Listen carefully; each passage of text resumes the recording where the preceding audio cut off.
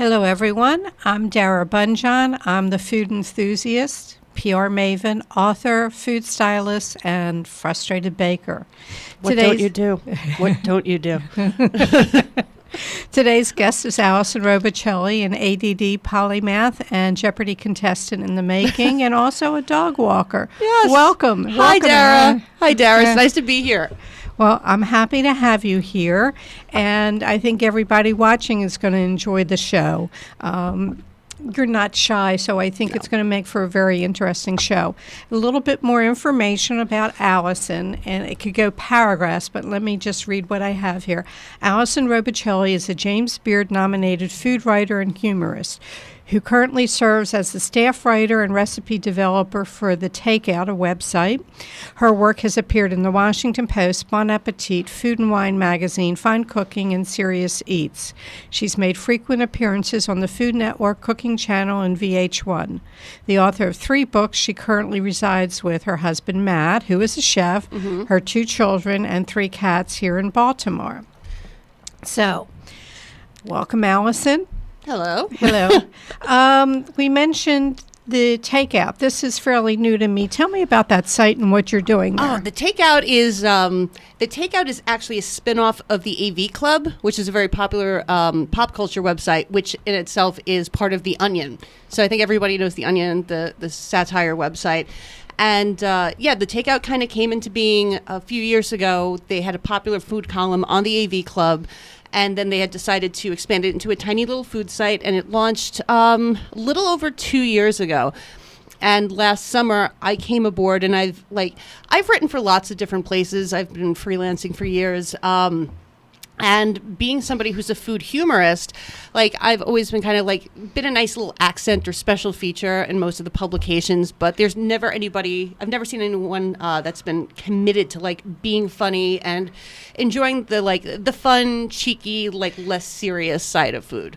And the Takeout, when I saw that they were hiring a staff position, I was like, this is the perfect fit. This is the website I want to work for. It's the only website and the only magazine I wanted to work for. So I joined the staff the day after Labor Day, actually. And over there, we're a very tiny team. We're all women. There's 3 of us, entirely female run, and we write food news and recipes, and our saying is kind of why not? There's no if we think something is interesting and fun and different, we're like, hey, let's give it a shot. So I write at least 2 recipes a week for them. I work out of my little kitchen down in Pigtown. And I write and I test and I retest and I retest and I photograph, and I try to come up with recipes that aren't imposing. I feel a lot about food has gotten almost clinical in a way. People have become so obsessed with perfection and nailing everything down to the temperature. One time I was giving a recipe for a potato, and I was cook the potatoes till soft, and somebody's like, well, what's the temperature reading on that potato? I was like, just cook it till you're soft. There used to be a sense, stick a fork in it, if it slides off, it's cooked. Yes, they're like, well, how much? I'm like, listen, this is the fact that we've gotten this fussy and this technical over stuff. Sometimes, you want to do that if it's a project, or if it's kind of a big feat of strength for you. But for the rest of the time, food's supposed to be fun. Food's supposed to be about making mistakes. People should not be beating themselves up when they fail at something. So I try to make stuff that's a little not just user friendly. It's not simple recipes, but they're forgiving recipes. I try to really stress the point of have fun in the kitchen, make things your own, relax. If you don't have an ingredient, that's fine. If you don't make everything perfect, who cares? You learn as you go. So it's a lot less stress than other food websites. And we just have so much fun. I legitimately love my job. I love the people we work with. I love the commenters we have, and I love most of the emails that I get. Well, what about, which is your funniest one? Do you recollect anything? Oh my gosh. Well, last month I did a piece which was, I ate 34 Hot Pockets in 4 days because we decided it was hard. It was hard, but we had decided, we're like, let's do a ranking of all the Hot Pocket flavors. And, these things seem like a great idea on paper. And then next thing you know, you have a freezer full of Hot Pockets and you're like, dear God, what have I done? And I was like, well, I could get the kids to help me. And my kids, Atticus is almost 13 and Toby's nearly 12. And I was like, okay, you guys can help me. And they're usually so great with the snack foods, like they'll test chips for me and popcorns or whatever. But Atticus eats meat but no cheese, and Toby eats cheese but no meat. And well, that doesn't fit for Hot Pockets. Exactly. So now I'm completely on my own with these Hot Pockets. But the piece did really, really well. It was very funny. It was very fun to write. And I feel like I did some good in the universe. Because now you know what the best Hot Pockets are. Yeah, that's rewarding. Like somebody's in the supermarket right now going, what should I spend my $1.99 on? And you gave them the answer. Yeah, they're getting their money's worth because of what I did to my body. Yeah. You're from Brooklyn. You had the Robitaille Bakery. You and Matt moved to Baltimore. What was it, 2015? 2016. I moved on my 36th birthday. Okay. Why Baltimore? It was just kind of this like really crazy turn of events. Our original plan, before my husband got sick and kind of shelved it permanently, was we were going to relocate our bakery somewhere. And we had, I had an acquaintance from the food industry. She was a food publicist, and she'd read my earliest books, and she had told me on Facebook, she's like, you should consider Baltimore. And I'd known about Baltimore in theory. I knew that this is where the Yankees played a couple of times a year, but I'd never been here. I didn't know anything about it, and I didn't realize how close it was to New York City. And I wanted to say relatively close to the city because I still have a lot of friends there.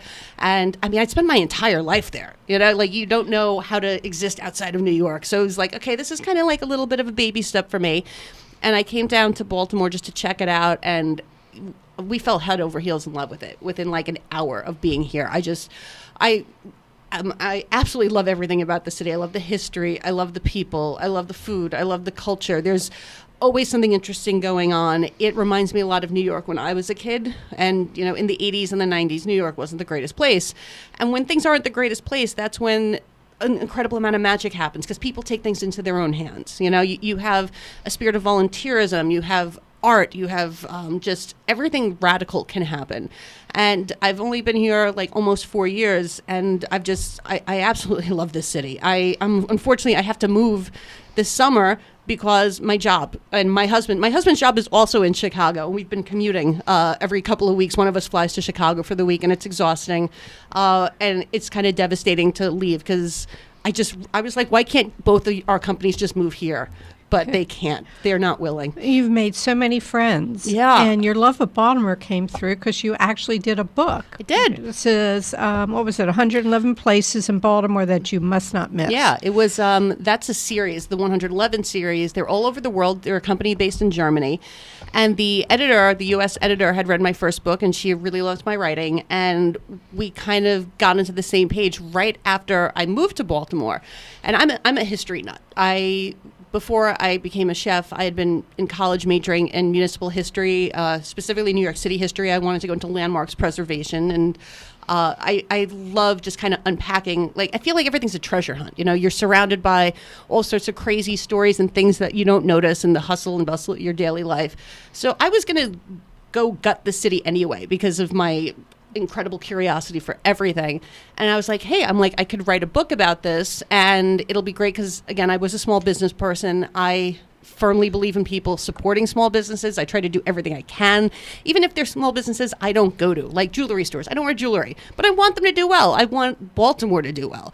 So I was like, this is a great opportunity for everyone involved. I spent a good 6 months like secret shopping and just like, going down streets and alleys. And I think I drove down every street in the city looking for stuff. And it was an incredible adventure. And I mean, I could easily do a sequel. There's so much in Baltimore that people don't tough. How long did it take you to do the book? 6 months. 6 months. I had a tight deadline. So it was tough.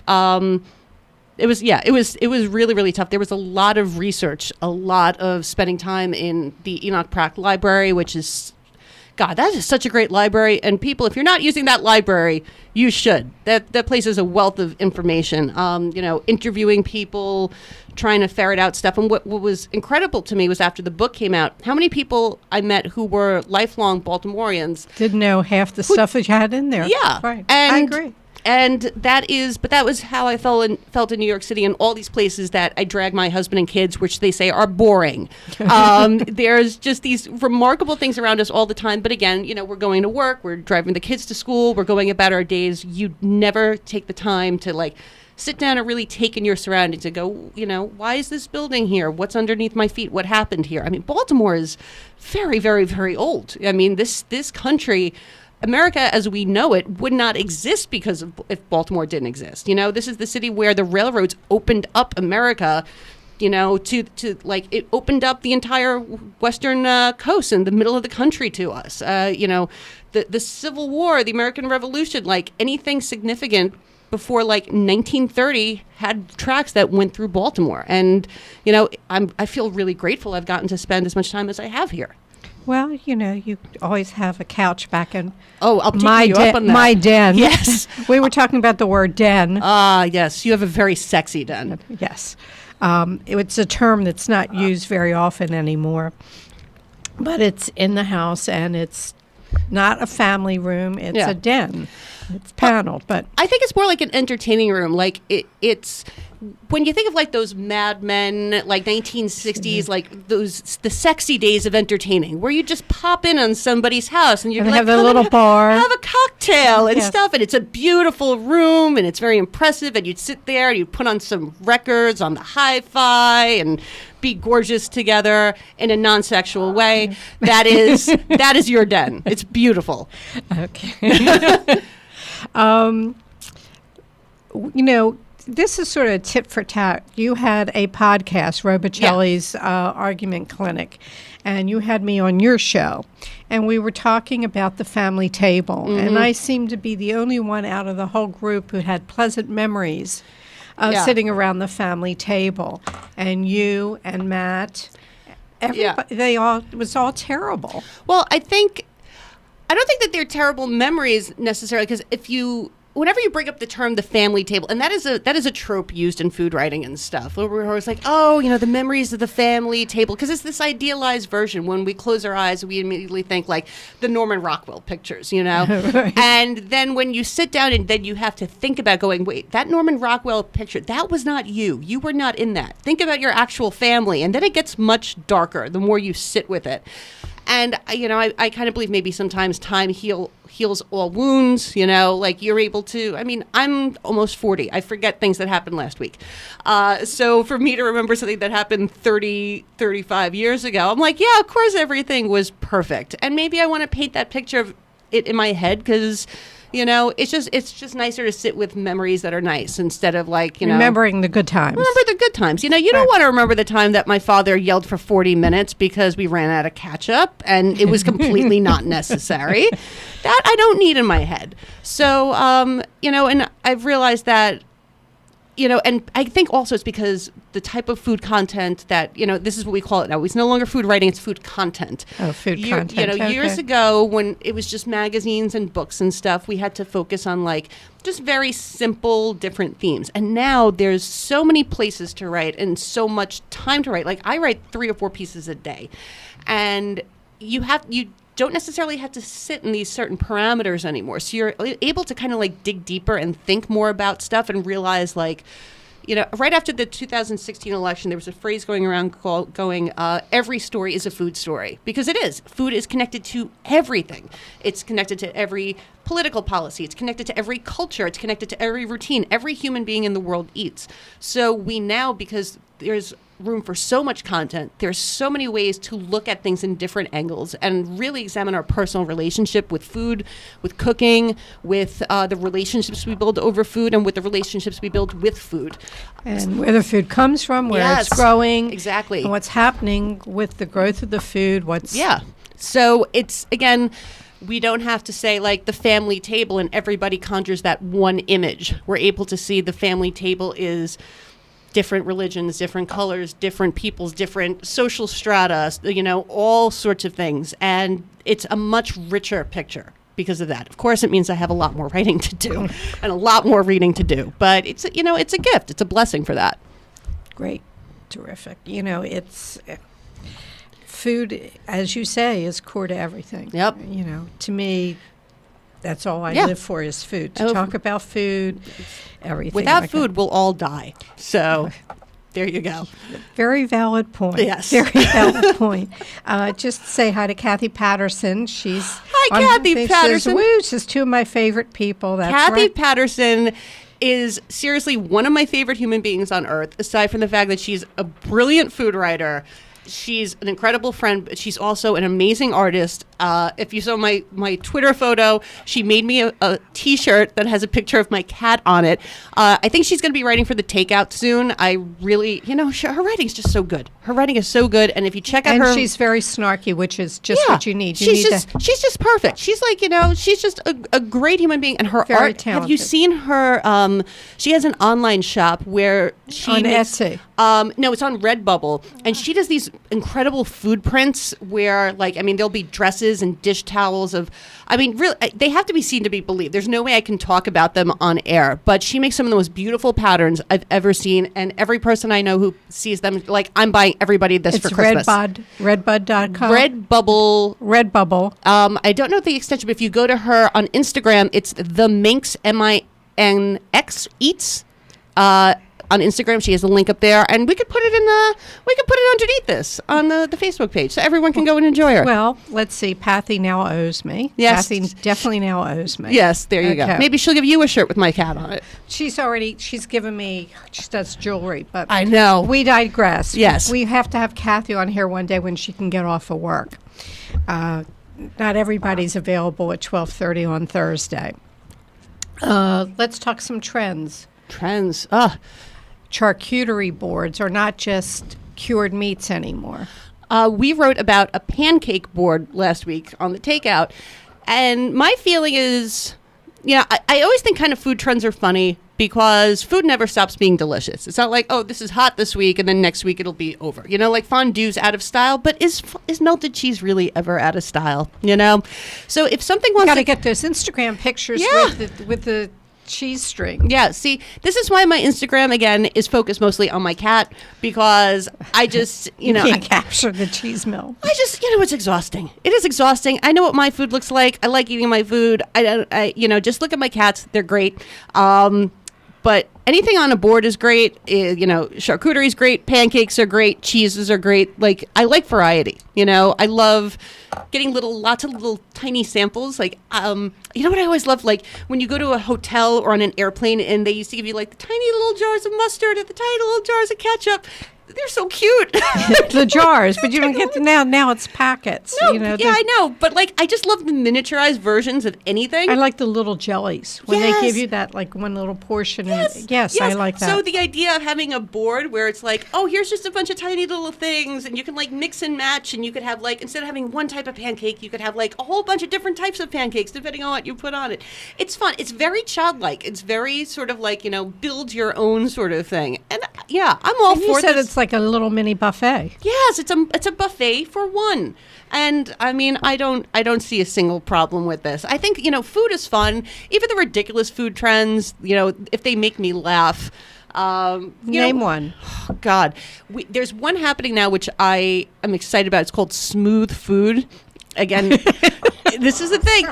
This was smooth food, and it was on Eater a few weeks ago, and it's just about food that's smooth, like Jell-O and stuff. And I love pudding. Is my favorite dessert on earth.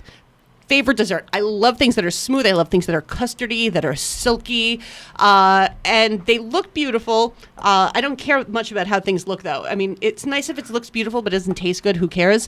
But yeah, people are like, oh, this is ridiculous. And I'm like, but smooth food was made for me. Food trends don't need to be for everybody. If you don't like it, that's fine. Go on, keep so moving. Smooth food is one that you like. Yes, I love smooth food. Smooth food is great. Foods that I don't like, I don't drink alcohol, but Bloody Marys are completely out of control. You do not need to have an 8-pound burger and a grilled cheese and an entire lobster on top of your Bloody Mary. It's the same thing with those giant milkshakes. It's that is not a milkshake. You're just using a milkshake as a plate. And I understand this is all for Instagram and stuff, which, I don't care about your food photos that much, guys. I don't. But yeah, if things are just if they're supposed to bring on a laugh or whatnot, food can give you any kind of emotion you want. So if it's for you, if you like it, great, go have fun. I don't have to like it, but to each his own. I mean, we've got bigger problems to worry about than, how I feel about your milkshake. Other trends. We were talking about low sugar chocolate. I want the real thing. Pea milk. PEA milk. PEA milk. All right, well, first with the low sugar chocolate, I commented to my husband the other day, who bought me all these nice chocolates for Valentine's Day. I realized as I get older, I'm going more towards milk chocolate again. Like, remember when for a long time, everyone loved milk chocolate, and then it was like, no, it's got to be dark. And then it was almost like only dark chocolate is the serious chocolate. And milk chocolate's delicious, and I feel like milk chocolate is coming back. It's much creamier. Like that. Yeah. Better. I have to tell you, there's somebody, you might know them. Their name is Matt Robicelli. Oh, is he watching right now? Yes, he is. He great. says, what do you feel is the best type of syrup for pancakes? Because there are many different types of pancakes. Well, maybe if somebody would make me these many types of pancakes, I could tell you better. But no one has made me pancakes for breakfast in quite a while. So there's your response, Matt Robicelli. Hi to Sherry Abrams, who's watching too. One time, Sherry. Matt bought me a waffle iron as a gift, and he got upset when I got upset. He's like, wouldn't you love this? I'm like, you just gave me the gift of making you waffles for breakfast on the weekends. Let's not pretend that was anything else. So, yeah, I mean, I'm good with all pancakes. I like my pancakes with peanut butter because I could eat peanut butter on everything. I just make big peanut butter sandwiches out of them. I didn't grow up with, my mother never served peanut butter. Oh, that's a shame. Ever. Gosh, I feel, peanut butter is like the best. It's cheap, it's delicious, it's got, legumes in general, beans. I wrote a big thing about beans the other week on the Takeout, which, okay, have you heard? Why don't you fill me in on that? I will. Have you heard about Rancho Gordo? Okay, Rancho Gordo is this bean company. They specialize in heirloom beans. They're out in California. And everybody for years, use the Rancho Gordo beans. Oh, well, the chefs are putting them on their menus, blah, blah, blah. People could not order Rancho Gordo beans and make them without talking about them. To the point where I was like, all right, this is, I'm sure they're great, but like, seriously, how great could these beans be, So I pitched the Takeout. I'm like, can we see how much these beans are? Like, since the company card is paying for them, because I'm not paying for them. All right, this is how ridiculous my head is. And I think a lot of people's head gets ridiculous like this, too. So the beans are like $6 a pound. And you're like, oh, my God, that's expensive. But you'll pay like a lot more per pound, like for beef or for fish. And I'm like, $6 a pound for beans. Yeah. So I order all these beans and I try them. They were ridiculous, like to the point where I felt like an idiot for telling everybody else that they were idiots for so long. These beans, even the boring ones, change you. And for $6 a pound, I take it, I throw it in my Instapot, dried, don't soak it, little bit of salt, cook 25 minutes, natural leaves. That's all you need for dinner.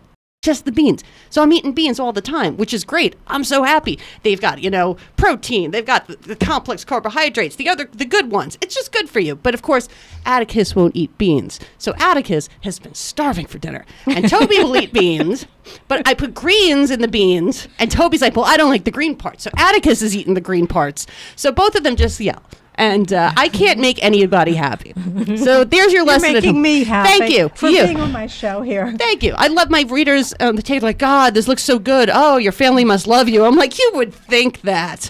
The cats like me most of the time. Most of the time. And then everyone else. Until you go out and walk the dogs. Yeah, oh, yes, that's right. I walk dogs. I think you're the first person I've talked to about this. But there's a really great company here in Baltimore called Happy Dog. And before I took the job at the Takeout, I was a freelance writer. And when you're a writer, you don't really leave the computer very much. It's just, you're there and the laptop. And you don't see daylight. You don't see daylight. You don't move. And I suffer from a type of depression called bipolar 2, which is like manic depression. So it's handled. I've been taking care of it for years. But still, part of, if you don't get out, you don't see sunlight, you don't move around, it gets worse. And also, you realize you don't interact with any human beings. So I was like, okay, well, I need to do something that will force me out of the house. But I was thinking a part-time job. But then I'm like, wait, seeing people often makes things worse for me, especially like in a customer service thing. And I'm like, it needs to be a job because I need to have that kind of commitment. And somebody said, why don't you try walking dogs?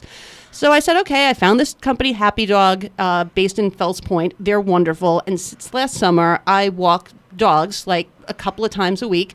Now it's only like 1 or 2 dogs a day. They're my regular, but I write in the morning, and then I'm like, okay, I have to get out the door. I got to go see my doggies, and I go out and I walk dogs for like an hour or so. I get my exercise. Dogs make me happy. And the sunlight. The sunlight helps. Gives you your vitamin D. I get my vitamin D. I also get the experience of having a dog without any of the commitment or the responsibility. Yeah, and it's wonderful. So shout out to Cakers, Roxy, and Sam, who's my good boys. Woof, woof. Woof, woof. They're great. They're great. And then I go back to my house where I have 3 cats who, also judge me like the children. Let me go back to the PEA milk. Oh, yes, the PEA milk. My husband can't have dairy. So I'm a fan of all of these new dairy alternatives that are coming out. Are they all good? I don't know. But I mean, oat milk, almond oat milk is really good.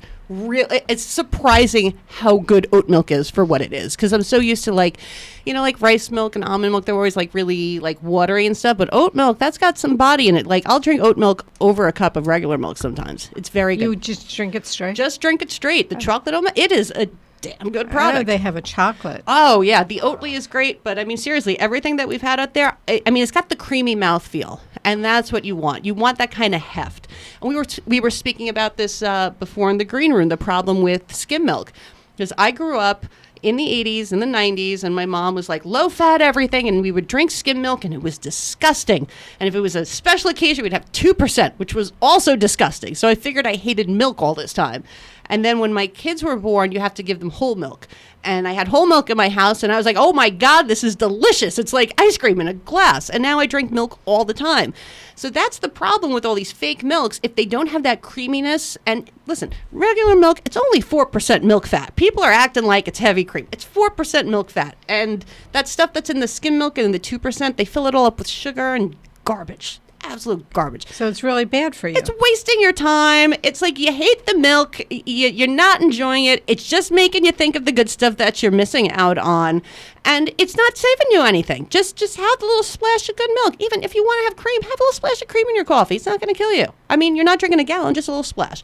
So this pea milk, what's it like? I don't know. Do I like saying pea milk out loud? Yes, very much. I hope it stays in the conversation. Let's get back to the books that you've written. We talked about the one in Baltimore. Uh-huh. Okay. Your first book was a love story with cupcakes, 50 grown-up recipes. Yeah, that was, it was a cookbook from my old bakery, and it was a memoir. So there were a lot of funny stories, and it was weird because this came out in 2013, and at the time, the publisher didn't really know how to position it yet because cookbooks weren't really getting to the point where they were telling personal essays and they were telling stories. And like I said earlier, people were still, and still are in some ways, finding the fact that the words food and humor could go together. And I still think it's kind of funny that that's a job, but humor can go with anything. And I think everything is funny. I've had a lot of ridiculous stuff happen to me in my life, a lot of tragic stuff happen. And I learned at a young age that if you don't laugh at everything is going to kill you. So, the book intersperses recipes on our recipes with the story of how Matt and I got together and how we fell in love and how we built a business and raised a family. And, our first business, the way our business opened was with 2 days of spectacular success, followed by the stock market crash of 2008, which was on the third day we were open. So it's really just been all an uphill battle for us since then. And the book ended up on so many best of lists. It was on People Magazine's Best Books of 2013, Huffington Post, First We Feast. It was, wow. And it was 7 years ago. Brain damage. Wow. 7 years ago. Yeah. That's a long time. And so I've been having my next cookbook has been in notes for, I guess, 7 years now. It's just so hard to sit down and have the time to just with all the other writing that you're doing. Yes. And you did the book for the WWE, the official cookbook. Yes. And you have a second one coming I'm in? working with the same company on the Back to the Future cookbook, which is these books, they're very easy books. They're like more recipe development jobs than anything, which I love because, when I'm writing for the Takeout or for Food and Wine or anything where I'm really developing a recipe, like it's a very kind of commitment between me and the recipe and the food itself. But in the WWE and for the Back to the Future book, the recipes are supposed to be a little bit more silly, and I think of people making them with their kids. I'm thinking people who don't usually cook, who just want to like have a good time or give them as a gift. So it's a lot less like, I don't know, it's just more fun. It's more giddy. Like there's a recipe in the WWE book that's essentially a peanut butter and jelly sandwich. But, and then John Cena's Fruity Pebble Treats. John Cena. He has the Fruity Pebble Treats in there. There's like oatmeal, there's eggs and stuff. And it's, they're just very tiny, easy recipes. But if you have ever had a little boy in the house who was wrestling obsessed or a middle-aged man in the house who's wrestling obsessed, you can make these little things for them that kind of make the day a little bit special. Like, it's not just oatmeal, it's NW oatmeal, and it's just all happiness. It's just everything about that is happy. Same thing with Back to the Future. I know that book is going to be in a lot of Christmas stockings. That there'll be a lot of families who get to make it together. What might be a typical recipe from Back to the Future? Have you decided on anything? We're still, actually, we had an email this morning where we're just about narrowing it down, but the recipes all focus on, obviously, the different time periods they were in. So we have like a chuck wagon stew for, back in the old days. There's a lot of 1950s stuff for the family table in the 1950s. Aspic. Yeah, we have like pot roast, Pepsi Cola, which, Back to the Brisket Future or something. Yeah, well, Back to the Future became very famous for being one of the earliest movies to be kind of like an ad campaign. Like Pepsi paid them for prominent product placement in the movie. So we have a Pepsi Cola cake. One of the hardest ones, which you'll have to buy the book to find out about, was doing the alternate version of 1985. If everybody remembers when, in the second movie, when they went back, Biff had changed the past, so he became like this Donald Trump sort of magnate in the 1985, and then the same thing for 2015, the future of 2015, and now we have to like do this kind of like retrofuturism thing, like what are things in the future, even though that the future is past, and the future that we knew, and the past that we know that is the future was not the future that we thought in the past would be the future. See? Yeah, that's tricky. That's tricky. Yeah. If people want to contact Allison, Robicellistudio.com. Well, the best place to reach me, honestly, is Twitter. Because my inbox now, you get this, you get the PR email. So now I have my Onion email address and my regular email address, and I'm on every PR list for every food PR person in the world. And I'll open up my inbox and I'm like, oh, not today. I'll just close it. And I'm like, not today. So where do they reach you? What do you go by on Twitter? On Twitter, I'm Robicelli's, ROBICELLIS. And if you tweet me, and I know a lot of people say they're not on Twitter, but that's where I am. You could also hit me up at Allison Robicelli on Instagram. I am trying to be on Facebook less until this damn election is over, but I'm occasionally on there too. Okay. So I just want people to know that they can reach Allison. You can go get one of her books or all three of her books. Yeah. We always do a little bit of food news before I wrap up the show. Oh, and visit the takeout.com. The takeout.com. That's where to find me. Absolutely. So, food news here in Baltimore. A Philly sub shop called Tony Luke's is at Horseshoe Casino. It opens today. I know them. They're pretty good. If you're one of the first 300 today, you can get a Philly cheesesteak for $1. $1, you say? So when I leave here, I'm just going to scooch over. I live like 2 blocks from that casino, and I've never been. Because I don't gamble and I don't drink. But I've also heard that Ben's Chili Bowl is there now, too. So it's coming. It should be. Ben's is going to be there, I think, in March, is what I said last week. It's what I got. So they're really putting like an. They're taking that marketplace. They had like, it was like shopping centers, food mall. They had that one section, and they're just totally redoing that. So Tony Luke's makes a really great roast pork sandwich. That's the money sandwich in Philadelphia. It's not the cheesesteak. It's the roast pork sandwich. So I will be going there for one of those. Absolutely. Okay. So we got that down. There was a story that I just heard about this college kid. There was no Krispy Kreme. on the college campus, and he liked it. Mm-hmm. And for whatever reason, he would drive 2.5 hours. He started reselling Krispy Kremes, then Krispy Kremes. It's a smart. It's fencing. He's fencing donuts. So they've now come to terms and they're in agreement, but they had. I did not grow up with Krispy Kremes. There were no Krispy Kremes in New York City. And the first Krispy Kreme I ever went to was when they built the one here on Route 40 in like Catonsville. I guess that's the Catonsville area. Right. Right past the H Mart. That was the first Krispy Kreme I've ever been to. It was like maybe a year and a half ago. And Right. It is miraculous in there. It is just... I could stare at that machine for hours. And they're building a new flagship in Times Square that's going to have like this 25-foot long waterfall of icing, which is both beautiful and horrifying at the same time. And it's next door to the Takeout's New York offices. So I'm very excited about being summoned to corporate. Anytime I'm in trouble, I'll also be able to eat donuts. Yeah. I could. The sugar is just going right up. Yeah. Well, you don't eat it. You just look at it, and if you smell it, sometimes you just, if you huff the food. Like if you're hungry for like McDonald's, you just put it in a bag and you huff it while eating a carrot.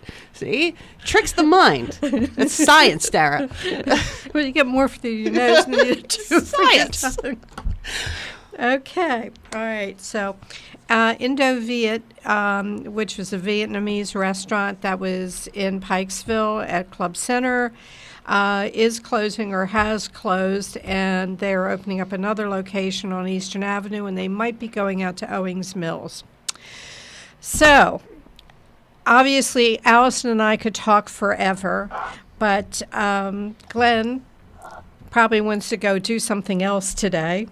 And he told me, and after 5 minutes in a show, people don't pay attention. But I don't agree with that. Well, that's a great feel. Thanks, Glenn. Thanks, Glenn. He said 15 minutes. 15 minutes. And after that, people are like, I'm just done. What are these women talking about? He says studies. But hopefully we're having fun, and before Allison leaves this summer, maybe we can get her back in. I would love to come, but you tell me the time. Oh, you know where I'm going to dinner tonight? It's actually my favorite restaurant in the Baltimore area, Crabtown, USA. Have you been to Crabtown? Crabtown is a chain that opened up. Is that? No, it's not a chain. It's like... It's maybe like 20 minutes south of me, like Glen Burnie-esque. I don't actually know the name of towns. Everything south is Glen Burnie, everything west is Catonsville, and everything north is Towson in my mind. So it's Crabtown, USA. It's this great crab restaurant, but they have an arcade attached, and they have like 100 machines from the 70s and 80s. They have the old pinball machines. Oh, I love pinball. They have, oh my gosh, they have like the ones from like, they have the Playboy one from like 1975. They have the Addams Family ones. They have all the great video game consoles from the 80s and 90s that I loved, and everything's still like a quarter. So I have a friend of mine, my friend Matt Gross. He is a travel writer and a Johns Hopkins alum, and he came down for the week to speak at Johns Hopkins, and I'm like, we're going to Crabtown. So I'm going tonight. I'm going to play pinball and eat the best crab fries in Baltimore. So Crabtown, so you USA. know where you can find Allison tonight. Yeah, if you want to come and play Addams Family Pinball with me or take me one-on-one on some Teenage Mutant Ninja Turtles, I'll be there. Okay. All righty, folks. We're going to wrap for today. The show will always be on the J Moore Living's Facebook page. It'll be posted on jmoreliving.com's webpage, which will link you to our YouTube channel. If you would like to sponsor our show, we'd love to have you. So reach out to me. If you have any questions, need to reach me, food@jmoreliving.com. We always appreciate you watching the show. We really appreciate you sharing the links to the show and getting the word out. We've been doing really, really well. Sergio Vitale was on last week, and I think we're close to having 2,000 views. So that's a great number, and we'd love to see it grow. Yes. Let's go for 2005 today, 2020. Allison, there we go. Allison wins the I believe in you, Facebook. Let's do this. Next week's show, we have Chef Bridget Bledsoe and Managing Member David Dopkin of Miss Shirley's, who will be here on Thursday at 12:30. As I always end the show and mean from the heart, may your plates always, always remain full.